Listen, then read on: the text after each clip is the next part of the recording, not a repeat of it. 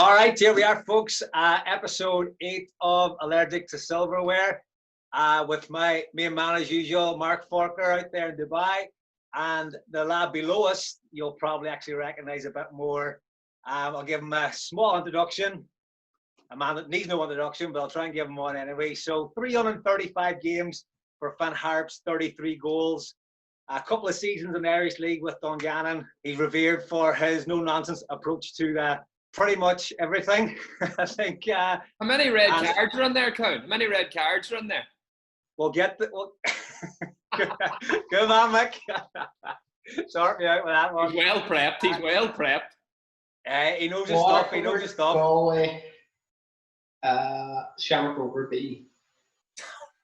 We'll get to those red cards, Mick. Don't worry about it. We'll get to those red cards. And I suppose more recently has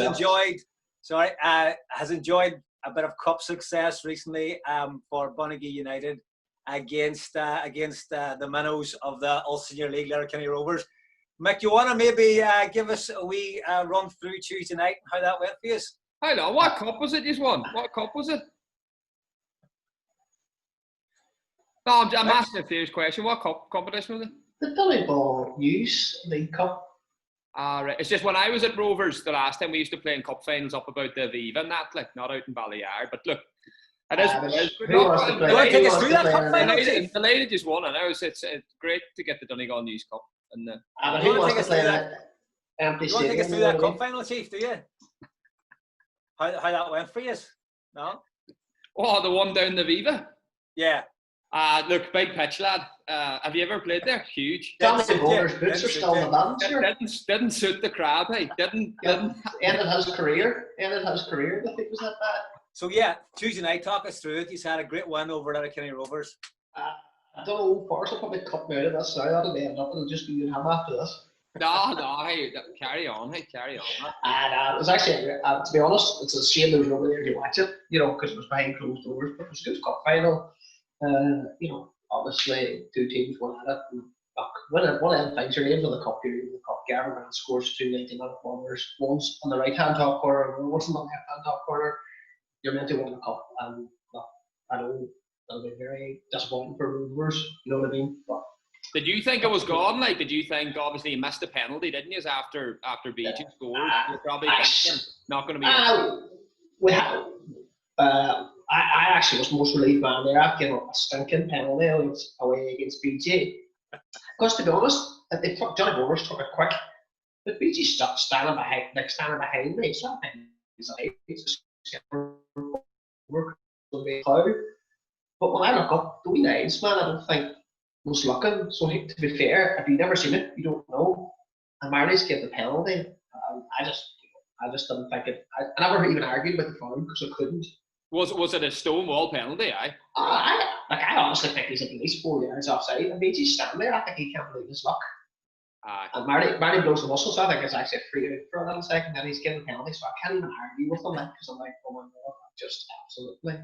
So whatever, and that was supposed to stonewall penalty. BG good penalty, and then I've actually given out to Ryan really because we've got up the pitch maybe less than a minute later and got a penalty. And Ryan's missed it, but he's standing low with his hands over his head.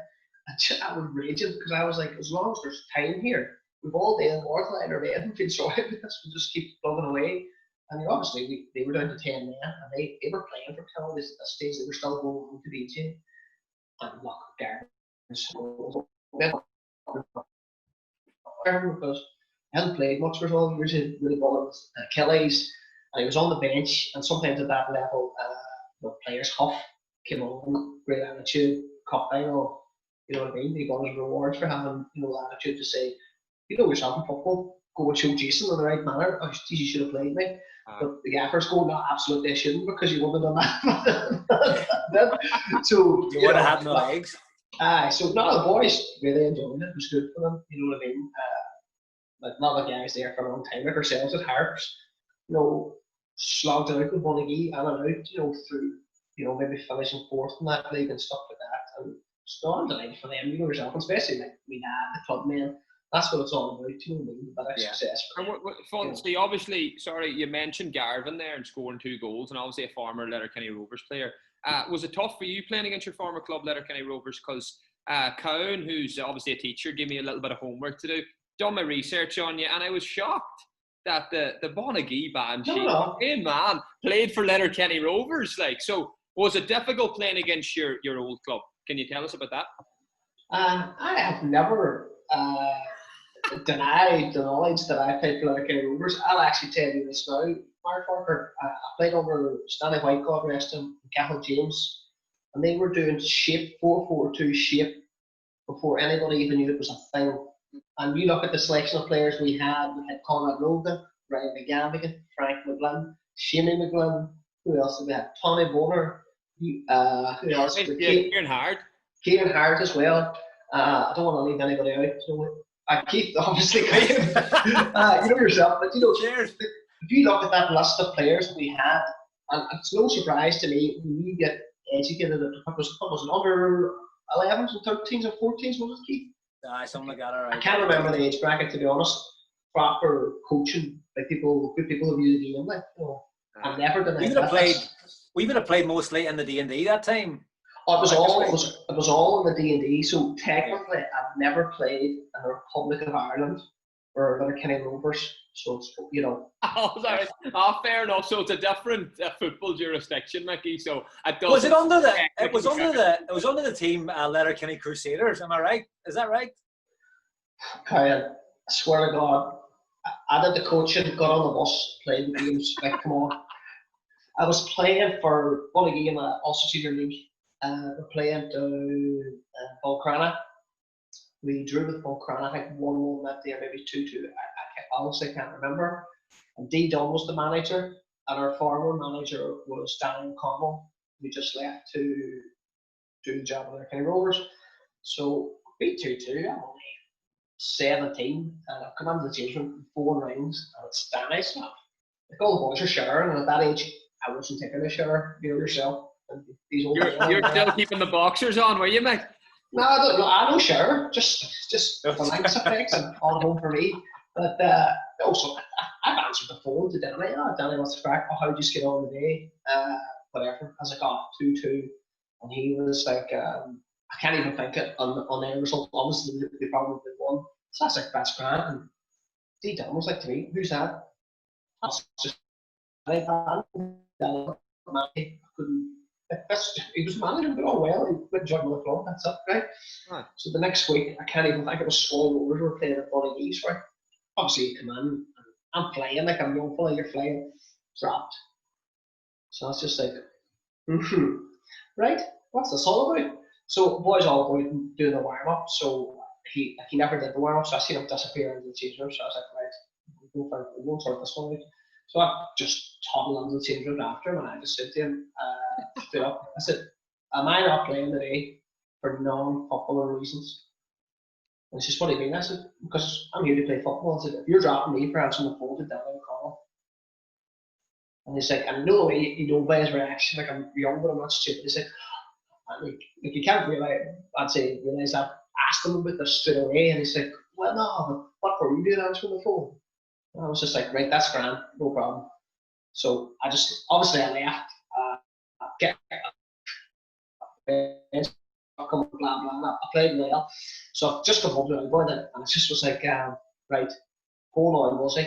And I want to go and trial with Harps. So I was like, my boys like, what? I was like, phone him. I said, my choice is us here now. I won't even want to get on second American, but I want to go and trial the Harps. And my boys like, I was like, I'm not going to stay for a man of D. Dunn's age to hop because I've answered the phone to Danny. I'm just not. That is ridiculous. That is ridiculous, to be fair. Yeah, so I'm on the course with Wozzie's son as well, young Wozzie in Sligo at this time. So, you know, how Wozzie knows me, but you know yourself, I should have phoned him myself when I was 17. So my dad phones him, my dad's like, how Wozzie's like, absolutely, come up, blah, blah. So probably the next week, I come up, no Kings there, and play a training 1 week, I think, and then they play a friendly the next week against. I went into institute with more of the senior guys on Wednesday night, and I played really well. you know yourself and fall in and there's 8 minute attackers, blah blah. Put about 5 or 6 serious crosses into the box. And old King's like, just it's probably the only one. It's actually the only one conversation I've really had with him. He's like, no, grand job, blah blah, that's fine. So he takes training on Saturday, is it, or whatever, on Saturday or whatever. I can't even think now. Saturday, whatever. And then the next training session is gone. Right. So as I was going to ask you there, Mick, so what was the first interaction with Noel King? Was that it? Was it just a short? That was it. Done well. He was just like, you've done really well, impressed, blah blah blah. When can we get you in? And then it's pretty much, overtime was he? Or was he kind of? I came in to train that Saturday morning. Or it could be a Sunday morning. I honestly can't remember. Yeah. And I've signed for was he? And my kitchen in Fun Park signed. That was it. And then the next thing you know, Noel King's gone. Did Noel King leave Harps to take the under-21 job, didn't he? Yeah, ladies under-21 job, wasn't it? I think it was something like that. Like so. And just before we move off the Danny McConnell thing, would you answer a phone call from Danny McConnell now if he rang you? That was one thing about me. You phone me up and I'll have a conversation with you about it. No problem. And he probably wants tactical advice. Would Jason Gibson be? Could he do the same thing as that D Dunn guy and then start? Well, not since Sam and Danny are good. Not since Sam and Danny are good mates. There'll be more chance Danny ringing him than there will be me. Anyway, that's for sure. I'd say you'd welcome the odd sitting the bench these days, Mick. I know you wouldn't be too pushed. To be honest, an out sitting the bench is good, hey? You know what I mean? We need 20 minutes to win a game. As Garvin screwed, you need 5. Exactly. Hey, you weren't involved. There was a sending off there now before we move off the cup final. You weren't involved in that, obviously, were you? Cup final? Aye, on Tuesday night at Young got sent. I've heard conflicting. On good authority. Chief has it on good authority, Mick. Suggests. Now, I'm putting it to you. You can rebut me all you want. I've heard you may have maybe influenced Marty McGarrigle to send Zach Gorman off. This could be wrong. I'm only putting it out there. To be honest, the rules are the rules. Do you know what I mean? Like, I love the way, players blame the referee. You know what I mean? So you weren't even so you didn't go near Marty McGarrigle then? You just let Marty McGarrigle... I did. After they kind of settled down, I did take a walk over and just, pointed the rules out. You know what I mean? Will this be a classic case of a bit of Funsty shithousery coming on to play here? The poor old Zach Gorman fell for it. Is that? No, come on, that's unfair. I mean, Funsty was only pointing out the rules to the referee. Do you know what I mean? Yeah. Gavin Cullen wasn't on the second yellow himself. Gavin Cullen was a great man for that as well. I always thought Gavin Cullen was actually the best referee in Ulster Senior League because he was in goals and he could see everything. He could see fucking everything, so he could. I think Gavin Cole does a marvellous job, plays in goals, manages the other team, and refs, and on the line at the far side. I honestly can't believe it. It's a fucking miracle. He used to be shouting for throw-ins, him and nets up the other end of the pitch going bananas. I used to be turning around going, are you serious, Cole? Felix never really talked about football. No, that's true as well. But he never, there's no time I could tell you, about him being a master, a tactical masterclass. He was a very good people person because he's kind of sold this persona to you, which was amazing. Yeah. But there was times I found though with Felix, he would talk at times about football, and when he did, it was like, fuck, that makes sense. To me, that's unreal. I just wished he'd speak more like that than maybe, driving a son around Derry. I remember, I think it was 05 when we were in the Premier over in Finn Valley, and obviously it's kind of been annoyed and McHugh's shooting from outside the box, but McHugh's getting a wee bit frustrated because we're being battered by teams, and he has to shoot from the long out. So he takes him over to Finn Valley and he gets him about 15 footballs and they're about 35 yards out with the keeper in. And he's like, we're all sitting, of course, Felix up on the side, everybody's sitting over watching. So McHugh's under massive pressure now as well. Because all the boys kind of, I think this is kind of just after the warm up, so we're kind of all stretching. He set the sweet well up. He's had 15 shots and he scored none of it. It's like, yeah, Kevin, that's why you've got to do your work inside the box. And to be fair, McHugh's had 15 shots. Over the Fun Valley Centre. Yeah, from 30, maybe 25, 30 yards. I honestly scored none. Scored none. To prove a point, like Felix trying to prove a point that he's got to stop shooting from 35 yards out. Now, knowing McHugh, he won't like that little exercise. Like. No, he didn't like it one bit. And to be fair, McHugh didn't really know what it was about. Well, nobody, how would you know what it was about after? But to be fair, I remember McHugh saying nothing. But I remember after it, I was just like, oh. No, big time. Just, you can imagine, you would be yourself. You'd be like, what is this all about? Like, you know. Aye.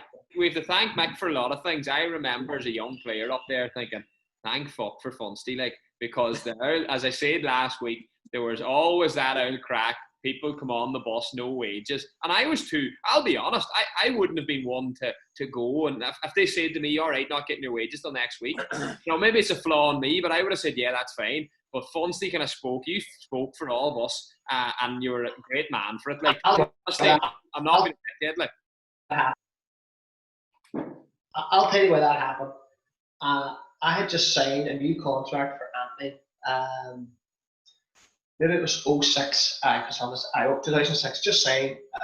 Like that's the first time they've really tied in a proper contract. They've signed in a 2-year contract because people are interested in me. So they signed me down a contract. 4 weeks into the season, we don't get paid for pre-season. 4 weeks into the season, I walked into the office. No, all the senior boys are down. There's scandal. We're not getting our wages. And I'm like, what are you talking about? Just signed me down for 2 years. We're so 4 weeks now. Like, I'm getting oblivious to what's going on here. So knocked the door and I've gone in. I won't name the person that's in there because that's all fair. They're only the voice of the club. I realise this now, but at the time I was like, he's like, oh, there's no money tonight. I was like, what are you talking about? I've just signed it. You're doing what are you on about? A bumper deal. And then he said, you lads know you aren't guaranteed that money. Is that what he said? Yeah. Is that what he said? And I've looked at it and I'm just going, what? So I was like, right. Is it a case of it's kind of like you're signing your deal? Yeah, well, yeah. It's like say it was €200 a week if you're lucky. No, it doesn't matter. I swear to God, I always say this in Kyle and because I always say it doesn't matter if it's a can of Coke and a Mars bar. There's no point coming on Friday after a game when you need your can of Coke and a Mars bar saying, we've only got half a Mars bar. You die a thirst halfway down the road. Nonsense. Share that Mars bar there with Kyle. See, Funsty, to be honest now, obviously you've touched on getting a 2-year contract and that, but you are one of a unique group of footballers that actually signed full-time contracts at Harps in that 2008 season. Now, I joined Harps, the under-21s under Old Wizzy, that summer, 2008, and I remember coming over and training with you a few times and that. But, like, what was that experience like? I think you and Breen, like, lived together in Letterkenny. So, like, you're going from, like, I think you're working with your uncle. All of a sudden, you're a full-time footballer in Donegal. It's hard to believe, like, but that did happen for a year, and we know it's been well documented. The club, struggled for a lot of years after. But what was that like? Can you give us an insight into not about the money, essentially, just the training every day and how that managed and whatnot? Well, first half of the season was amazing. Like, to be fair, Headsy was no stone unturned. Went and signed really good players, the pre-season was brilliant. I think it's the first pre-season that I ever got a few pounds for. So it was proper. It was like proper, no nonsense. Like, it was really it was amazing. I want to clarify, I never lived with Breen, just so you know, right? I thought you had a wee place in Grand Central. I am mad, but I'm not stupid. I never lived with Chrissy Green. I always went home to make my own house because, you could never, that was just a bridge too far for me. You would have frequented the old flat in Grand Central a lot though, didn't you? Oh, absolutely. 54 Grand Central. 2008, if anybody wants to get on the door. We were all over it. I remember you telling me about a few mad out runs to Asda. The mad runs. You didn't think Asda were giving the beer away for free? The amount of trips he's made in for the cheap tins or what? What was that? At the end of the year, like when life was poor, I tell you what, But no, it was amazing. Higsy gave us a great opportunity to go full time, some serious players. What would you say for places? Like the standard was good, and like Higsy did it properly. Like there was, as a city, like there was no stone unturned. Like on a Thursday night before the game, we trained at 4 o'clock, or 5 o'clock it was. We trained, and you went and got your bite to eat in the Melrose. You know, the next day we came up, we landed up about 4 o'clock. We had a wee place to go and play pool, and then would have been another bite to eat. And then there would have been just nibbles, and then there would have been pre-match, and then play the game. So like this was proper, like full time. To be fair, what are you laughing at, Kevin? I don't know. Actually, I'm just sort of thinking how different it was from when we used to play up there. What I can't believe is like you actually got fed after training on a Thursday night. We used to get fucking pot noodles after the match. No, it was like, and to be honest, like Paul, yesterday, like, you know, me and Paul used to go at it hammer and tongs, like, you know, as long as you were being honest with him, you know, he didn't mind, you know, having a wee pop or whatever. But like Higsy used to just rip me into and, you know, kind of abuse me, and he knew, like that thing about always saying, and we keep telling me. Higsy just loved getting me all riled up because he just wind me up and let me go. And he's terrible, Higsy. It's Higsy's favourite lines to me. Come on here every week. I'm going to wrap up your arse. You know, and this was actually, you know what I mean? His accent seems to be the thing, so I thought I'd get involved. You know? And did you see now looking back, you knew what Higsy was doing, like, and get rained up. But at the time, were you like, does this man ever just get off my back? Because he's probably coming in, right? There's other senior players in there that he signed. Maybe they're not hitting the heights, but it's probably easier to have a pop at Funsty, the local boy, than maybe have a cut at, you know, one of, you know, I don't know who. I know it's about selling with games. I know a lot of players are having a lot of pop about my quality, and I know Higsy's feeling the pressure from us. You know, and I know I'm under pressure here because they're like, you know, this guy is not to a standard here. And, you know, I didn't feel, I felt all the pressure, but I loved it. Like, and anybody that knows me, it's like, right, lads, talent's great and all that, but I'm going to go out here and I'm going to run from the hustle goes to the hustle ends. I'm going to chase every ball, and if there's a tackle, I'm not going to share rid of it. Sounds like me. Sounds like you're describing me, Funsty. What are you laughing at? You're like a wee board and Pac-Man, never leaves the bottom of the screen, just over and back, over and back. Very effective, though. Very effective. No, but sorry, Mick, I missed the end of the start. Forks is the ultimate foosball player. You know that when you fucking foosball things, you spin it the side. Oh, do that there, bye. That's it there. Hey, don't spin it up. Effective. Sorry, lads, I missed you. Say what you say. No, but Funsty, just to go back to that, right? What you were saying at the start. Did you say LeBont has come in and you're under pressure? Is that what you said? I didn't. No. I know a couple of senior lads are kind of having a little pop about my lack of quality. You know. Oh, really? Right. And how do you know that? Have they had a go at you indirectly in the dressing room, or have you heard it back? Oh no, like these lads, they'll not have a go at me in the dressing room, no, because I'll have a pop back. So to be fair, they haven't. So it's come to me second hand, which is really cut up their nose with it. They've come to me directly. I would have just, to be honest, I laughed at them, but I've been like, you know what? You've looked me in the eye, so I can respect you for that, you know. But and I know Higsy's under pressure because he is playing me, and so the rocket up there's kind of thing from Higsy. Sometimes I'll be like, Jesus, I thought I was on it, but Higsy he always did more spending. We didn't start particularly well. He was under pressure, and I obviously I didn't appreciate how much pressure he was under at the time. I'm just overly focused on trying to get on the team and shake off all this kind of let's say negative things around me in the changing rooms here, like, because you go from a situation where everybody thinks you're kind of great to this, but if the truth be told, I suppose you kind of have to put you say context. 2007, I spent most of that season injured. You know, I broke 4 bones in my foot after 4 games. It was 5 games you played in the League Cup, 4 or 5 games. I played fan in the League Cup. I had to attack them, actually planning to win them. I broke 4 metatarsals, and it just, you know, it takes such a long time for me to get that sorted out. So I don't play much in 2007. Everybody sees played in the playoff, and that's hunky dory, and that's great. Everybody sees you leaving on the high. People don't believe, you know, all there's much all to try to get me fitness and play in the playoff. And then we've come on. I'm under pressure. I feel under pressure. So was that the first time in your career at Harps where you felt, I don't know if the lads here fancy me in the dressing room? Like, was that the case? Oh yeah, like, absolutely. But it was my club, so you know yourself, like who are these guys to say anything about Harps? You know what I mean?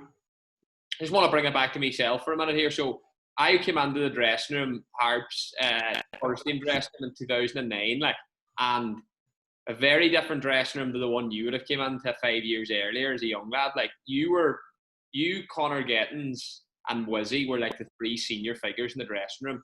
I think all the rest of us, there was me, Christy Cunnan, Paddy Boner, Worski, Fenton, all young lads. Like, but you were absolutely brilliant for us, like, unreal. Like, but there were some mad characters in that dressing room, like, and one of them was Mark McKendy. Like, what was your, like, great, a wild, talented player, like, but a complete madman. And see, for me, like, I was intimidated by him, like, and so were the young lads, because, you know, didn't really know what to make of him. Like, you know, he was a serious man, but he was good crack, but you couldn't really read him. Like, what was he like to play with, like, because he came on under Higgsy and that, like, madman?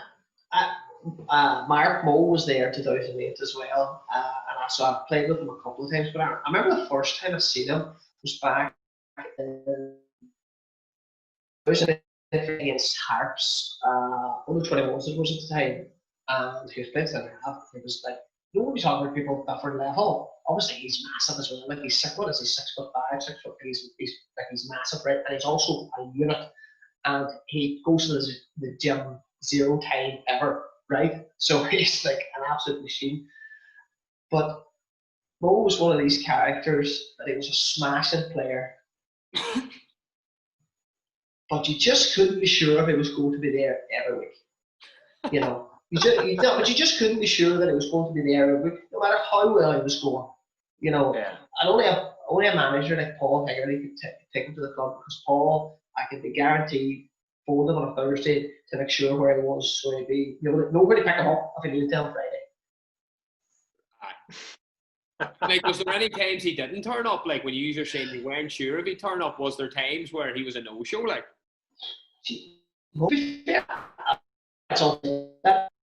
I'm not turning up. One of the best things I've ever seen is, like, nobody, back in 2008, nobody bought smoke. Like, nobody had smoke with Mike Packer, because he's a man with him. But I remember Shaun Williams, Mackenzie was a bit of a slap. We're playing possession games. The keepers are in 7 aside, you know, 2 teams on, 1 team off. And Mackenzie's kind of slabbering because, say, the yellows are flying. And I remember Shaun Williams is just like, I'm not having any of this. Absolutely smashes Mackenzie. Nearly breaks his leg, right? Just jumps up. I remember him jumps up, just does a wee feint, finishes, kind of celebrates. But he's hit Mo this hard. Mo, I actually think he's broke his leg for a second. Mo's rolling around, man. And Williams is just like, we're not here. Basically, we're not here to talk. We're here to play football. Right? Was Big McKendy not gunning for him afterwards after smashing him, like? Because he's a big boy, like. Williams couldn't care less. Couldn't even. That could be a case where, like, where maybe Higgsy got a wee bit wrong, where he didn't really care that his best centre half was missing for 6 weeks. As long as boys were getting stuck in and training, that's all he cared about. Jesus, don't get me wrong. Once Higgsy probably realised how serious it was, first man to say, "Oh Jesus, that actually went too far." But at the time, you know, we tackle and training, takes training to a different level, and it was kind of a bit of slagging and whatever. And the funniest thing for me was Williams did the wee fake and finished it. I just did a wee celebration while Mo's rolling around here. Like, everybody stopped. Like, thinking his legs broke, like. I thought his leg was proper broke because there's blood, like. And something you kind of, you know, you get the sock there and you take a good wee look, you like. Did Big McKendy have a bit of a bit of a scare, a bit of a Rio Ferdinand scare before? Was there a bit of a prank played in McKinley? Oh my God. This is all fair to say, really, but we were playing at Athlone in the FAI Cup down in Athlone, and Anthony Gorman. I only know this about this on the bus afterwards, just so you know, like, so I never heard about this before the game. But Anthony's the most laid back man in the world, and he's manager and everything's cool, and he just goes to know, geez, Mo, I think you're up for anti-doping tonight. They're in there. Like, man's just gone, whoa. He has an absolute holocaust. We get beat 1-0, knocked out of the cup. Probably wasn't one of his better decisions. But I'm telling you. But the thing is, after the game, the only reason we think this is hilarious is after the game, Mo's still trying to figure out where are they. Does he have to go and see them? That's why it's so he's playing the test. I swear to God, it is. Who broke it to him that he didn't need to see any of the anti-doping officials after the game? I think it was just lads in the bus. Like, what are you talking about? I'm sure that was only joking. We kind of told you you were only joking. But I suppose Mo got himself that point up. He never really heard it after that.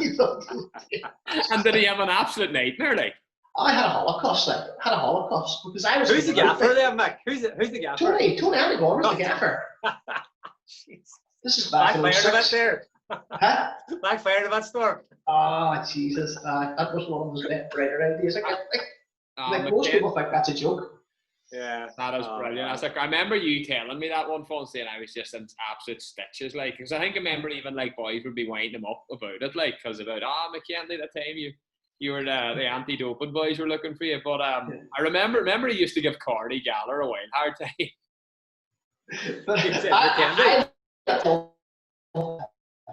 Sorry, Mick, you broke up there. Sorry, what'd you say? I loved when them two boys went at it. It was kind of like, you know, a bit of Dumb and Dumber, and the crack was good. The two boys were slagging each other. I was like, back at national school. It wasn't even really nasty. It was just really immature and childish. It was terrible banter. Like, it was shocking. Yeah. Like.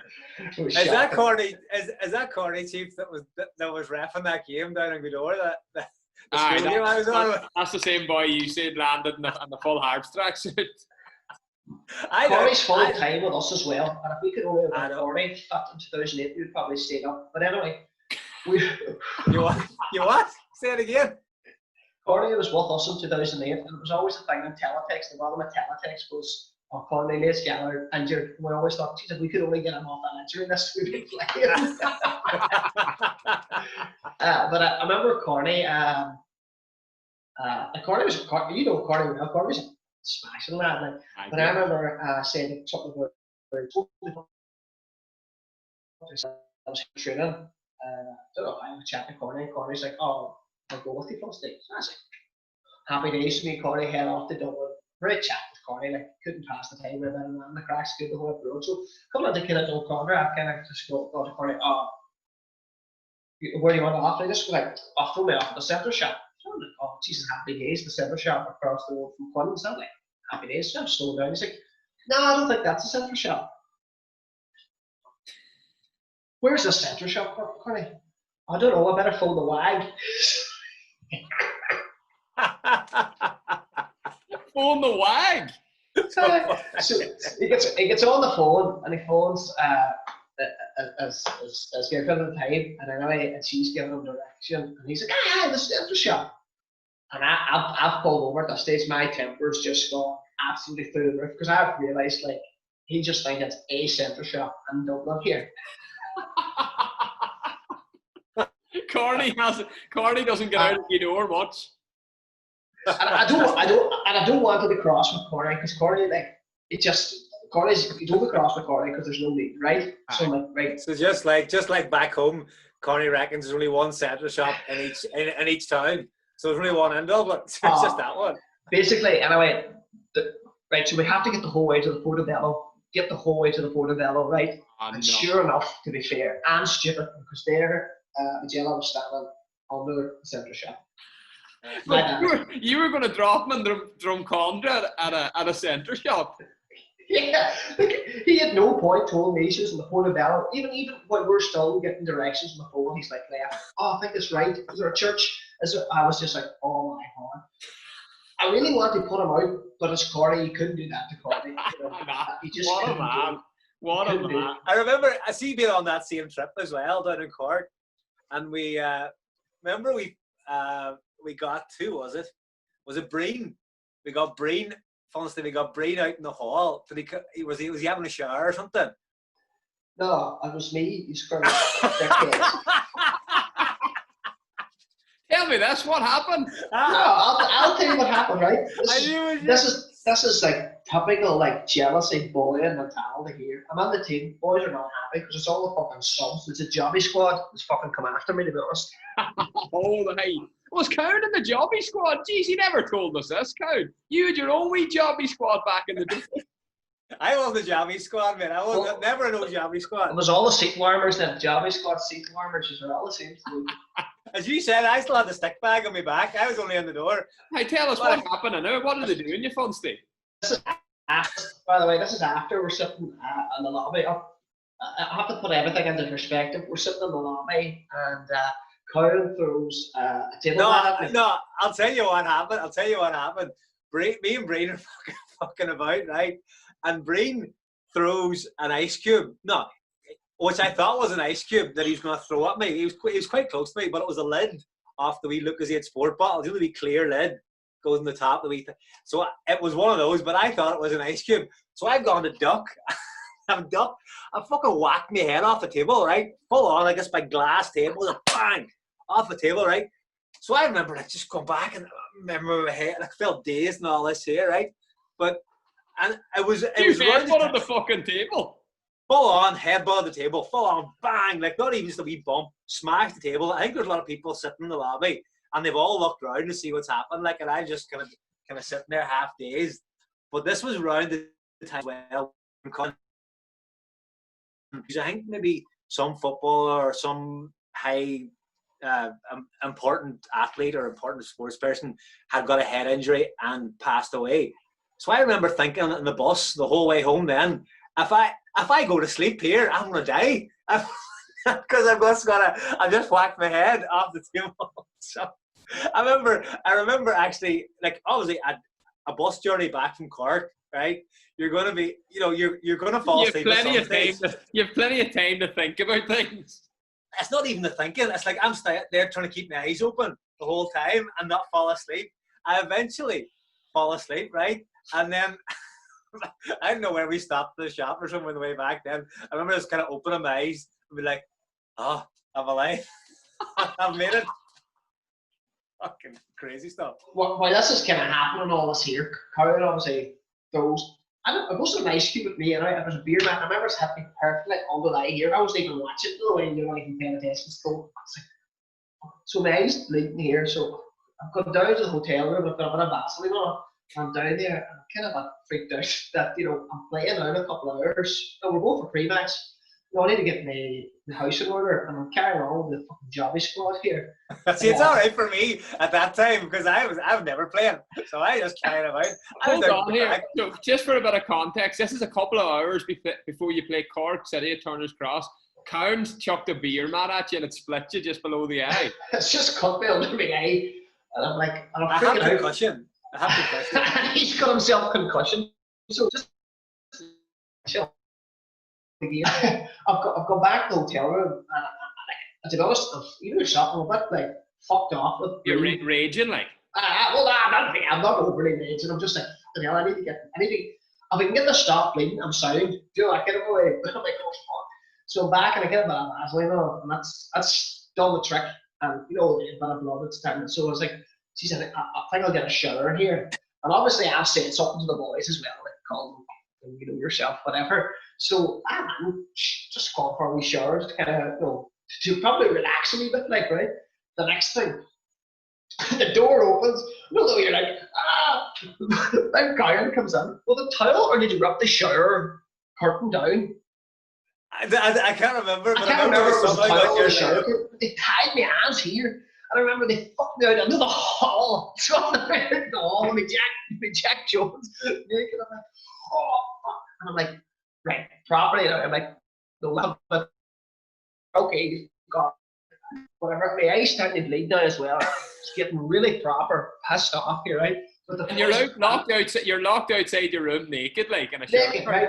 So I'm standing there. There's obviously there's a big window with a curtain, and the next thing I can hear somebody coming. I'm like, oh my fucking God. So to be fair, like, you know the way that movie, like, people come up with these great plans. Next thing, I'm just standing behind the curtain. This couple walk past, and they don't even notice me. They don't even notice me. And obviously these boys are looking through the keyhole. And they're whistling away, shouting, "Can you not see the naked man behind you?" Oh, that's like nonsense. Have the couple seen you standing behind the curtain? Can they not? No, they haven't seen me at all. Like, you know, I can hear them coming, so I'm like, oh, you're like, oh, Jesus Christ, jump behind the curtain. So they roll past, and I'm probably getting, I'm to be honest, I'm thinking about going through the door. Like, you know yourself, I'm thinking, I'm going to fuck this door, and fuck it. And then it was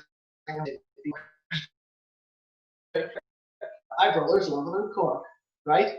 His girlfriend is working in the hotel. So I'm like, whatever. The other way, there's your brother's girlfriend's working in the hotel where you're currently naked in the hallway. Yeah, where I've just been some kind of loser out in the hall, just right. So you know the way there's the service phones, right? So I'm taking a juke around. I'm trying to get myself out into the next curtain to see if I can get the fucking service phone. So basically, I get the service phone. So I called up to reception, and I'm like, oh, Shaun, and eventually I was like, oh, you need to come down to my room. So to be fair, she's come down, and she's like, Michael, and I'm like, yeah, can you open this room over here? And she's like, you know, I'm out there for a good 15 minutes, 20 minutes, going like it's that is harsh, like, Jesus Christ. I get back into the room. This is all Scott. I am so fucking relieved to get back in the room because my eye's still bleeding, and I realise I have to play it on my phone. And I've kind of gone to Green. We're going down for dinner now. Like, you're a fucking moron. Like, Karen, he's just having the best time ever. He's doing the weekend with the boys. But I remember I was in the room with Luca, right? So, like, you know, as a first time away, you know, you can kind of, you know, all the fucking keys are passed out, and you're kind of hoping you're with one of the boys, like, you know, one of the young lads or whatever, but a crack, obviously, a Funsty or a Irene or something like that. But there's me handing the key, and me and Luca, big Luke, he goes, Kit, you with me, Kit. So I got it, oh, look, a good man. So follow him on the left, way up the stairs, and that's grand, into the room, and obviously my first impressions of Luca, obviously Man Mountain, you know, big lad. So we're in the room, and I think we got there pretty late, so there wasn't an evening meal, or there was nothing like that. So we just kind of straight to bed. No, there just wasn't an evening meal. We were there for. Nah, well, it could have been that. We're there, plan. We get the room, and Luca starts, you know, doing a bit of a workout. Like, so he starts banging out the press ups and sit ups and all this kind of crack. So like he started off. He doesn't join in, but we kind of sit there. Are you sitting on the bed watching him? No, I'm not. I'm kind of watching TV because, like, after a while, like, he was doing quite a lot. Like, so we started off, you know, a normal workout. He was grand, but after a while, you know, it was obviously taking his toll on the big man. Like, and he starts, like, starts giving it all the grunts and the groans, flicking away the TV, trying to ignore him. That's grand. So then Big Luca takes out the Bible, starts flicking through the Bible and reading a few passages, and he's asking me, you know, any favorite passages of the Bible you like, or your favorite book, or, you know, and I was like, nah, whatever, you read away there, Big Luca, you read away. The Old Testament, like Old Testament. Was he reading the passages out loud, Coon? He was reading some of them out loud. He was reading a couple of lines out loud.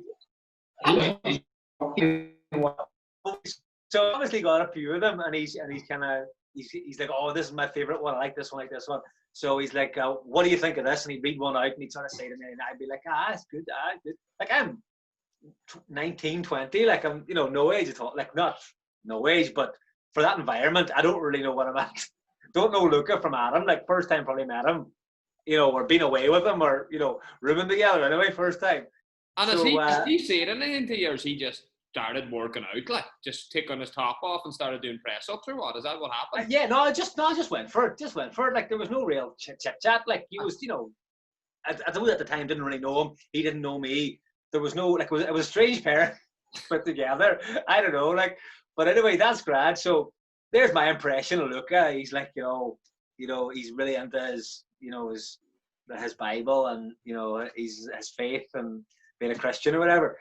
So that's grand. So that's my impression. So I'm coming home with that, into his faith, and he's really really takes care of himself and all this here.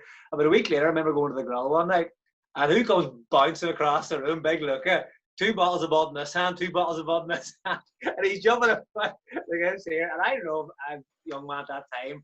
I might have had a girlfriend or something like that there. I remember him going to me, "Oh, your girlfriend is very nice. Your girlfriend."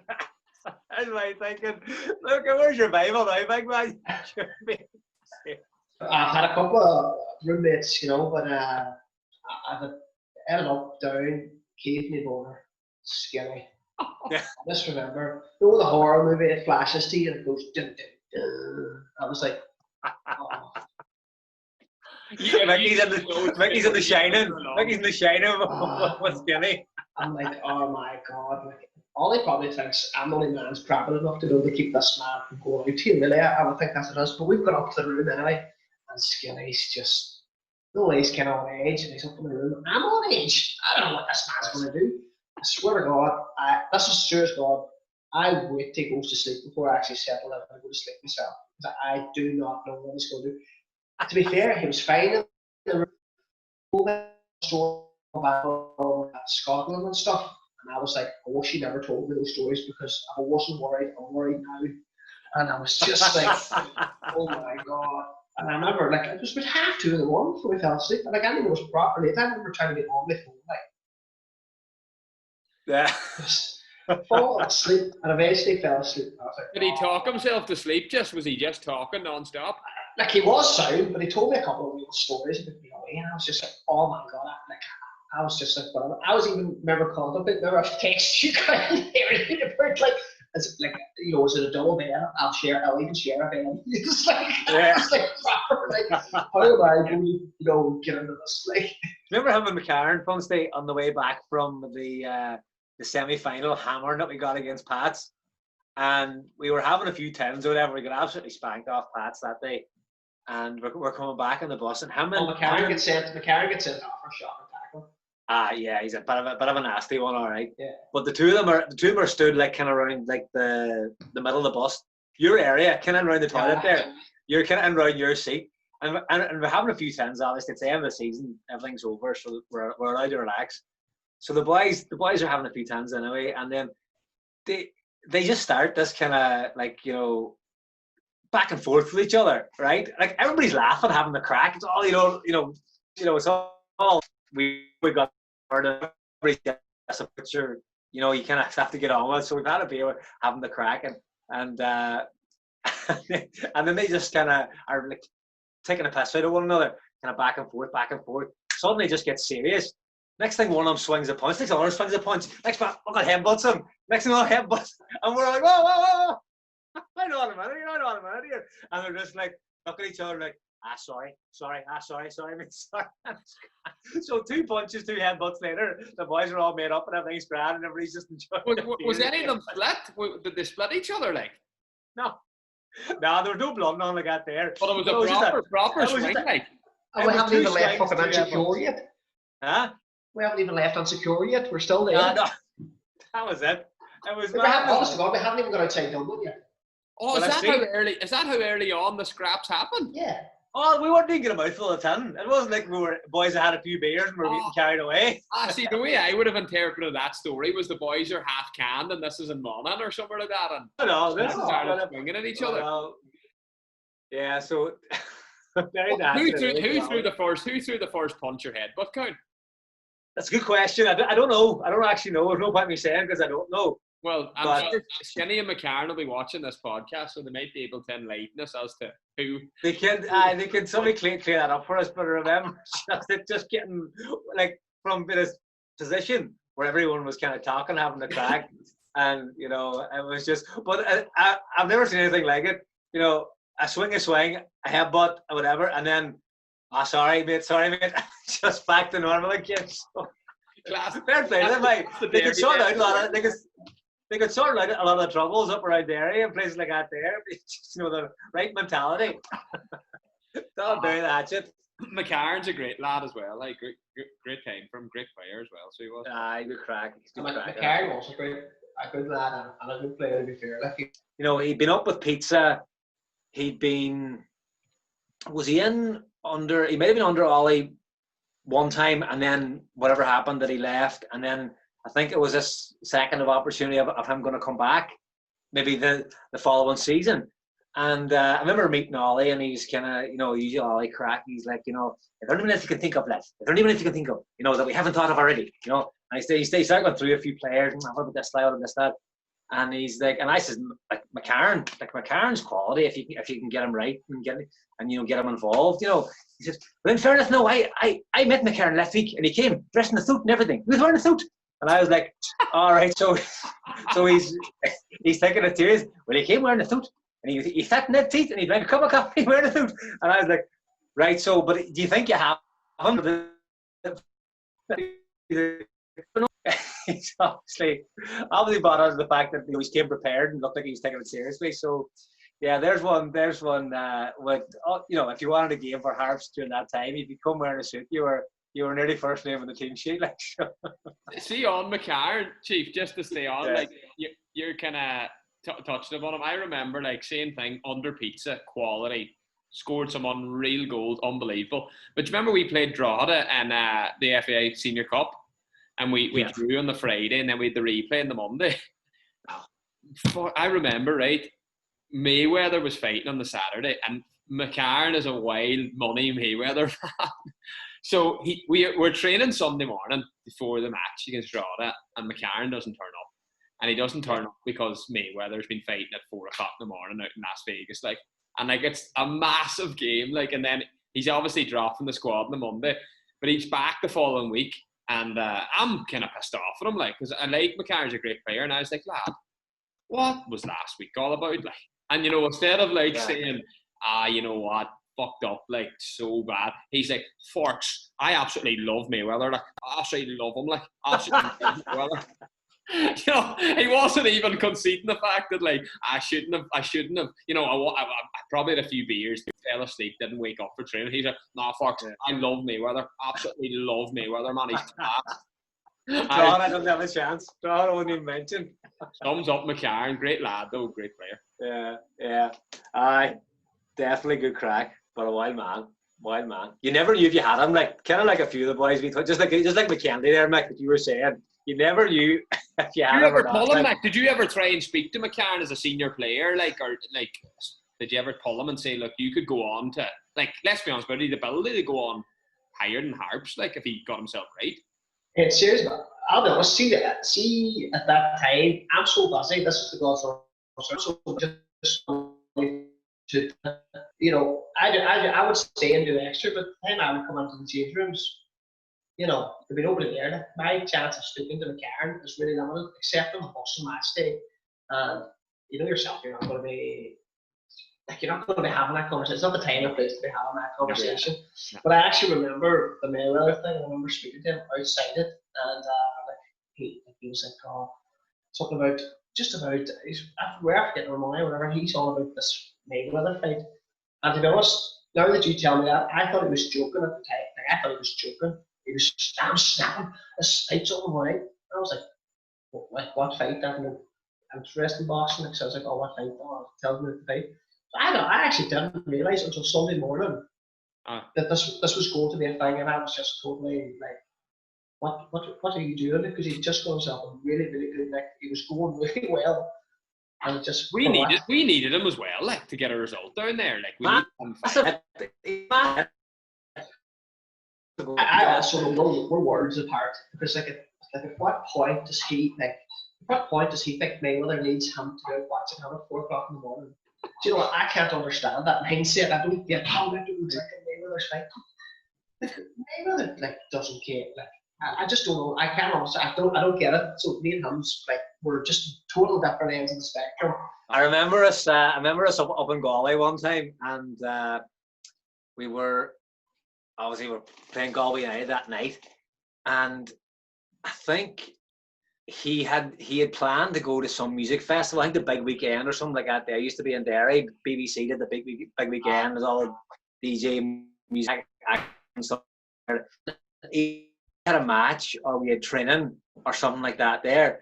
So, and he was supposed to go at the weekend. So this is him now in the toilets before the match, in the cubicles or whatever, and he's telling his mate, he's ringing his mate and telling him that he can't go to the Big Weekend or whatever because fucking the gaffer or whatever, right, has told him that he, because we've training or a match or something like that there, that he can't go.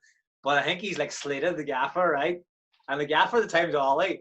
And unbeknownst to McCarran at the time, Ollie's in the cubicle beside him, right? So, because I think at this stage we knew the team, and then the team was done. That was that. The team was done. McCarran was starting, right? Yeah. By the time that we took his quick shit in the toilet before we went to the bus, he's found himself out of the team again. So, Ollie found him or whatever, like, but obviously the story came back to us then, so he's told about. He said he was slating Ollie to his mate down the phone. His mate back in Derry, he's supposed to go to the concert with. Did Ollie not say him when Ollie not say him when he came out of the door was something about, oh, you can go to your weekend. You're not playing. Was that what it was? I didn't hear that. So McCarran gets on the bus. That's what it goes. Saying to us, oh, Jesus Christ, lads. Oh, Jesus Christ.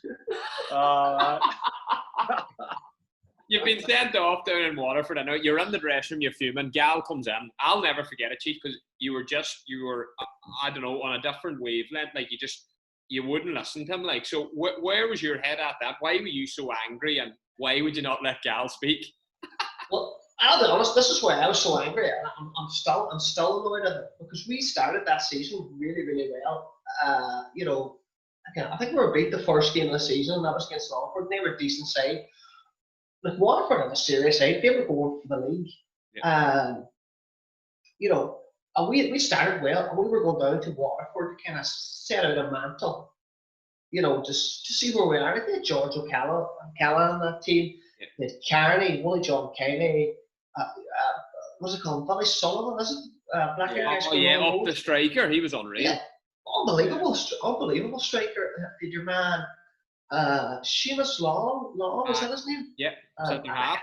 Yeah, he'd been around, and I had a few tussles with him, so they were a serious side. We'd gone down there to set out their stalls. It was like, oh, we weren't bad. They were only one up, but they battered us. And that was really kind of going to be in my bonnet. And I remember Cole was having a holocaust, and this is the thing. And your man, I've said this to Keith before, your man's Meg Cole, right? And he's laughed. And he's nutmeg Cian Call, and he's laughing. He's nutmeg Cian Call, and he's laughing because it's empty, right? I swear to God, that's the only thing I can remember. I can kind of remember the echo, and I kind of thought, I call him, put him up in the air here now. You don't ever make anybody make a fool of you. And he didn't. And like, but honestly, to me, I'm already coming, and I'm like, not having this. I'm not going to Waterford to set a mantle out and not put a finger on them. I'm just not. And I fucking every man fucking like I know it's a red card. Like as soon as I do that, it's a scissor chop, like. Yeah, and like I've come. That's the only time in my career that I've really been like, nah, I'm not going to. Team talk and I knew I was worked up. I knew I was worked up 2 games ago. There's no wonder I was playing well. It was like Pigsy had put a rocket up there half time. The team talk really annoyed me that we were well. We weren't to the races, like as far as I was concerned. So I've smashed him, man. And once I've come into the team, it's like I think like it's over as I had him pretty much. I think they take a throw or a free kick, and it's over because I remember. Oh, it's like literally nearly the last kick of the game. You're saying. Yeah, because I can remember people are still coming in, and I remember it was you said to me. I remember you said something to me coming in, Keith, and I was still always a medal changer, medal run, and I was sitting in the middle, and you were sitting in this corner here, Pete, and you said to me, come on, sit down, and I fucking, you know, I was going, I had a pop at you, stood away, you know, sit you down, you know, basically fucking blah, blah, blah. You were in the corner beside the showers, weren't you? No, but there's a double run. You're on the other side of it. That might be where I end up after the Alphos over. You know, but no, I started there, and you were all screaming, and I just remember the door dinging open, and Gal just saying, "Fuck you, Funsty," or something along the lines, and I was just like, "Nah, I'm not happy here." And I'm standing up. Like I was, you know, I was 28 years old, like Kevin Healy, I was sitting down, you know, to stay down. But like, I've seen Paul Hegarty in flight as well. I'm not really that worried, Gal. He would have been like, he doesn't really, you know, and me and James are good mates as well, so I'm not really that bothered about him giving out. Yeah. I'm just trying to say to him, James, we're so far off it here. It's frightening. And that was the only thing that was in my head.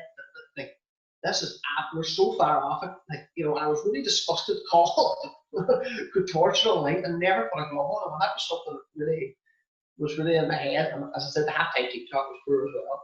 And that kind of annoyed me. But it's one of those things. I'm honest, I won't, and then the rest is what it is. Do you know what I mean? The rest is kind of funny. Like, it's over in 2 minutes. Do you know what I mean? You boys think it's hilarious, because I would say at that point, you know, it's only about 8-9 years in. James has probably been reserved. There's been no reason for him to, you know, to do the big fucking hell, blah blah blah. Yeah. But I just remember the door dinging open, and once he shouted at me, then I was just like, gone.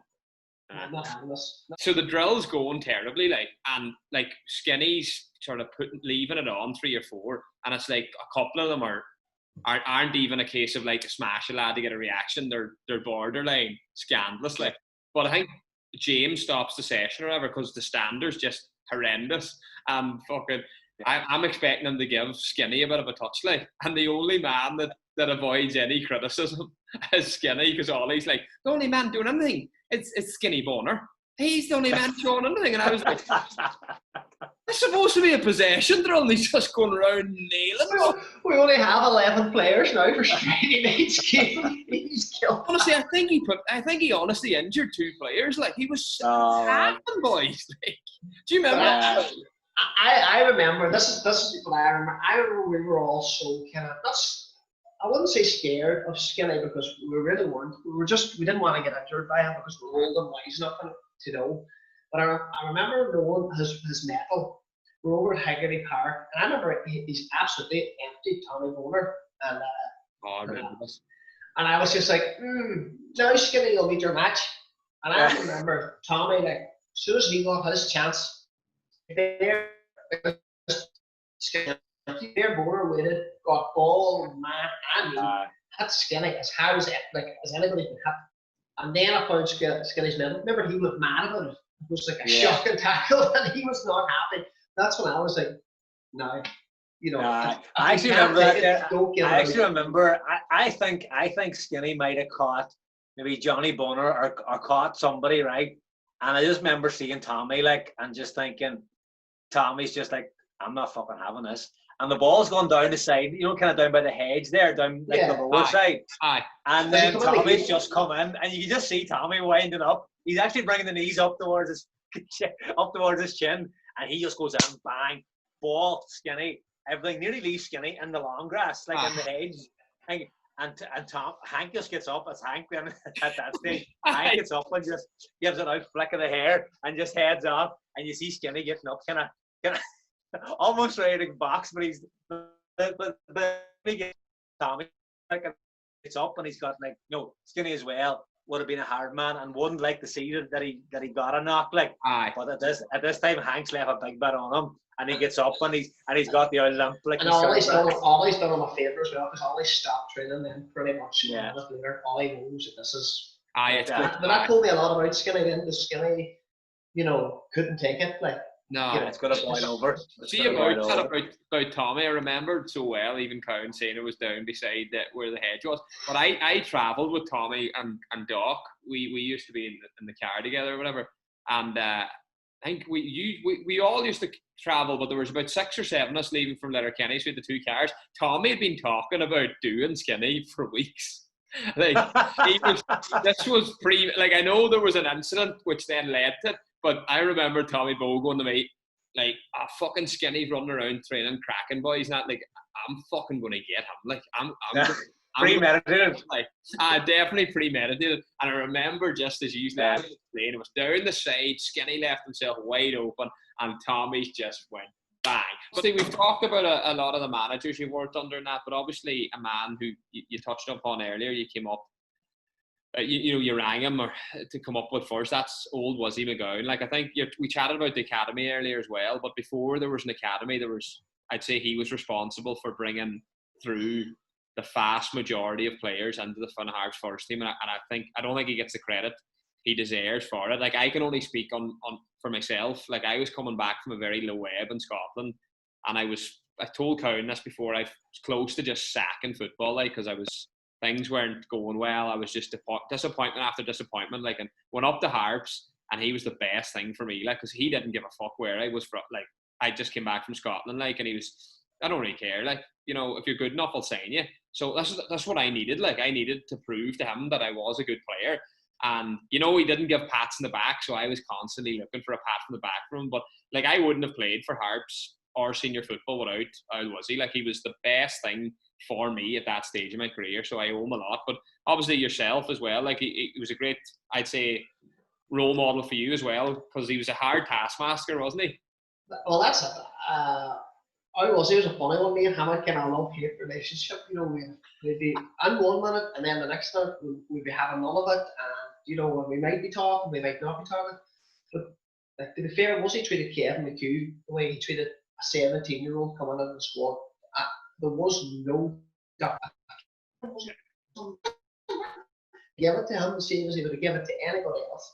And just like Al Wuzzy, just like I remember over, I think it was Hegarty Park it was in, but like Wuzzy always had this thing where he had about 5 or 6 minute like rolling laps of the pitches as a warm up or over and back or whatever, and you could mess and carry on. Boys have just come on from work, so he give them that kind of like 6 minutes, and as soon as you were getting your stretch and your drinking done, no messing about, pretty much no talking unless you're communicating about the drill that you're doing. And I remember Green just being Chrissy, like nipping somebody in the arse, like something really out carry on laughing. Never was he just was having done with it. Chrissy just said, I can't remember exactly what he said, but he's just sent him over the road pretty much and Green's clapping. He says, Chrissy, I'm telling you, you can go over to the clubhouse tonight and take a night off pretty much, or don't come back. Chrissy's kind of like, and just heads off, like the same face and jogs over and just sends him over. But to be honest, I don't think he's much of a deal because of the effect. All the boys kind of just gone, oh fuck, right? This man's serious. And was brilliant because he knew every young player there was to take the Harps. Yeah. And before there was an academy, he didn't waste his time on people that he knew weren't players. Yeah, that's true. He only took people that he'd gone and watched 10 times. He had done his homework, and he only went and got players that he thought would have the mentality to go and play. He didn't take a chance on somebody that might be there. He went and got proper players. Right. Just a genuine football man, really. Just a genuine football man who knew his stuff and knew how to get lads to perform. I remember remember the guy Gareth Conkey? I remember him. Yeah, from Kelly Baines. So he was up. Our Dra. He'll not like that if he sees from Killybegs. So we I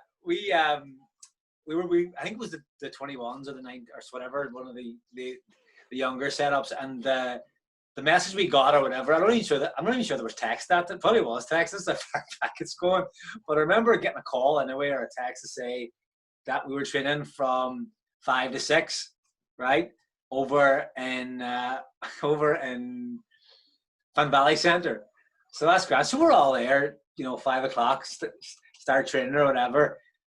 No sign of Gareth, like, so that's grand. Nobody just thought, he's maybe sick or whatever. We don't really thought much about it. 5 minutes to 6, who comes run down the side of the pitch with his, gear off? As your lad Gareth. And he's like, what's going on? He's like, oh, Funsty, where were you? Where were you? Sort of thing. Like, and he's like, we start training at 5 o'clock and you're not here. That's the sort of one there. I got so he's turned up at 5 to 6 rather than training from 5 o'clock to 6 o'clock. So I'm not really sure shit, how the message was like mixed up, but how was he at the much? I don't think he was there long after that anyway, that's for sure. Because how was he took this as a real sort of, not an insult, but he took it as, this is how much this guy wants to be a footballer. And if he's thinking, you know, obviously people can get things mixed up or whatever, but his you know, determined that training started at 5 minutes to 6 and not 5 o'clock to 6 o'clock was something that he didn't take well anyway. I think that was the end of it. He was a great, like, because I think as Funsty said perfectly, he treated everybody the same, didn't matter who you were. Yeah. And like me coming back smelling myself a wee bit, or you know, I was at Harps. He said, I don't care. You know, I don't care. There's a reason you're not at Harps anymore, son. And that's true, isn't it? That's what he said to me. Like, no, I don't think I said it in so many words. Like, I was at Harps, but like he was like, you know, I was kind of saying maybe after a couple of sessions, are you going to sign me? Like, he says, I don't know. Like, yeah. I was kind of like, well, I was at Harps. And he's like, well, there's a reason you're not at Harps anymore, son. I'll have a look at you for another couple of weeks. Like, but I knew from Paddy Boulder that he was mad to get me up. But then when I was up, he wasn't giving me any love at all. But like, as I said, unreal. But I remember one at Worski, right? Worski, great player as well, good lad. But no, Worski skinny, like, and a bit slight. I remember he coming on one time. Worski got sent to the gym a couple of times with this one lad. Do you remember this thing? And one time, like, it's just he just goes right up in the air, and Worski comes in, he goes, Worski, see you. You're fucking getting pushed around like a game here. You know what it's like? It's like opening a Twix bar and just right down the middle. There's one leg here and the other leg over there. And I remember the whole fucking place burst out laughing. Like, you know, normally Wizzy's got into one, but I just never expected him to describe Gary Worski as opening a Twix bar. Like, one leg here, one leg here. I remember over in Fun Park as well. He was doing shape and like. I'm always a man for shape, and I'm asking people a question, and he doesn't like people fucking ask him questions, like, and he just turns around to me, okay, you fucking do this again, if you fucking start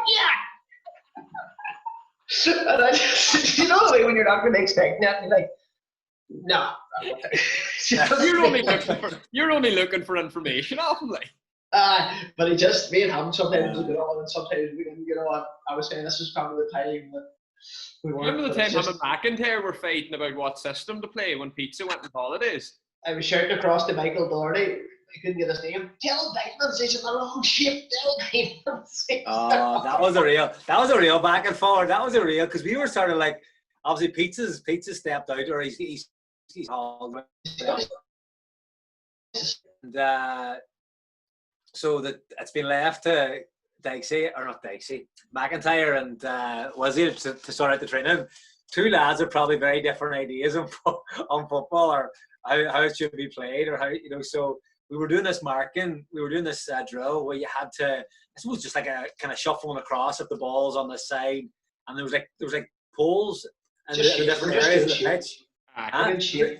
Basically doing shape with poles rather than the poles were the opposition. Was that what it was? Right. So the left pole's got the ball, and you'd have to move across. So he had to move across, and then Decky McIntyre, he's up on the stand, and like he's Decky's not happy with the way things are going, because I can see him he's kind of pacing about, and he's kind of shaking the head, and he's not happy. And Decky's a character as well. It's always a good form. There's never any negative. Yeah. No, but he's not. I think he's just not happy at what he's seeing, and then. And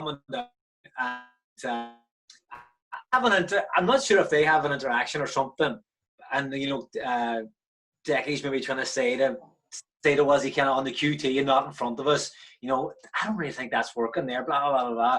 And then he's going, no, well, I'm the boss and I'm going to do it this way. And then Decky goes, no, Wizzy, no, you are wrong. You are fucking wrong. You're wrong this time. You were wrong before.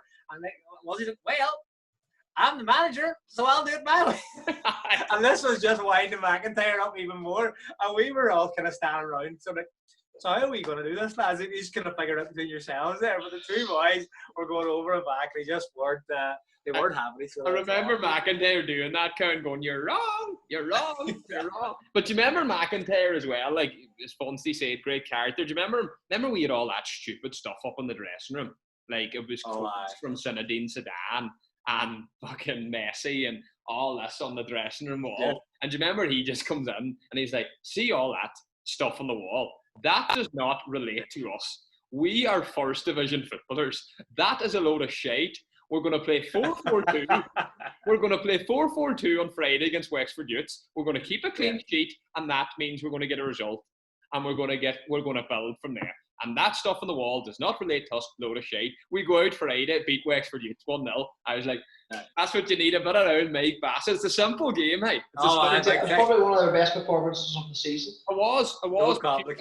We were brilliant, brilliant. And it just took for him to go and say, that is a load of shite. Zinedine Zidane talking about teamwork and all that, nothing to do with us. Nothing. Where was Decky when I needed him in 19? Where was it? No back. No, exactly. He could have dug you out there in front of McGuinness. What about, like, a lot of people wanted to know now, if you had to do that exercise with Jim McGuinness again, what would you say? Like, what would maybe Mickey's biggest... What would 35-year-old Mickey Funston say after he's won All Ireland in 2012? You might have a point, Mick. You might have a point, Jim. Say it again. Give him a ring, hey. Give him a ring, Jim. Can we go and do that exercise out in IT again? I probably say, Jim, the deepest fear is just, not listening to you. Fair play, I'll tell you what, one thing that can never be accused of you, Funsty, is you speak your mind, and you see what you see is what you get with you. And like, you were only being honest with McGuinness, as you said. Some of the other players were kind of saying this is a load of shade, but you had the balls to say to them, this isn't for me, Jim. The thing that nobody knows, and because it's not a bit of crack for the lads, as soon as everybody's gone out, because Tony's manager, and let's be fair, everyone knows how much I love Tony Gorman. I probably don't get to Harps without Tony. He sends me on the fast course. I played in that All Ireland 1 team from back 2003. Like, everybody knows, like, Tony Gorman. There's nobody better than Tony Gorman.